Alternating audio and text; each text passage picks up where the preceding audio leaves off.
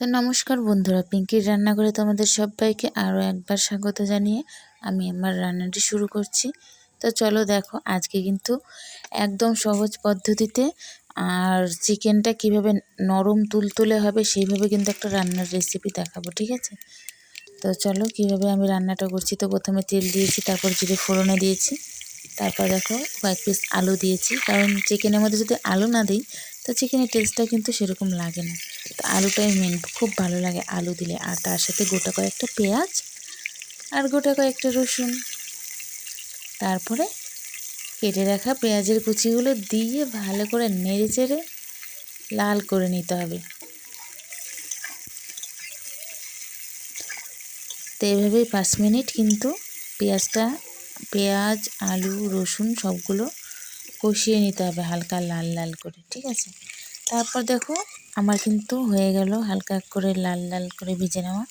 তারপর দেখো আদা বাটা, জিরে বাটা, রসুন বাটা, লঙ্কা বাটা, স্বাদ মতন তোমরা যে যতটা খাবে তো সেই মতন কিন্তু বেটে নিয়েছি। বেটে দেখো এভাবে কিন্তু পেঁয়াজটা কষানোর পর তারপর কিন্তু মশলাটা দিয়ে দিলাম। মশলাটা দিয়ে একটু নাড়াচাড়া করে তারপরে যেটা মেন কাজ সেটা হলো যে পরিমাণ মতো তোমাদের একবারে হলুদ লবণটা দিয়ে দিতে হবে। আমি এখানে আমার পরিমাণ মতো আমি দিয়ে দিচ্ছি। মাংস বেশি হলে সেখানে পরিমাণটা কিন্তু একটু বাড়িয়ে দিতে হবে। তারপর দেখো এইভাবেই আবারও মিনিট 5 নাড়তে চাড়তে থাকো, ঠিক আছে বন্ধুরা? তো এইভাবে আবার মিনিট 5 নাড়তে চাড়তে দেখো মশলাটা কিন্তু সুন্দরভাবে কষানো হবে। আর তারপরে যখন একটু কড়াইতে লেগে লেগে ভাব হবে, লেগে লেগে যাবে, তখন কিন্তু সামান্য পরিমাণে জল অ্যাড করবে, বেশি না কিন্তু বন্ধুরা, অল্প। এই দেখো কতটুকু, সামান্য পরিমাণ 1 ফোঁটা জল অ্যাড করে দেবে, যাতে মশলাটা কিন্তু গ্রেভিটা কষানোটা খুব সুন্দর হবে। সেই জন্য কিন্তু বলছি বন্ধুরা, একটু জল অ্যাড করবে, ঠিক আছে?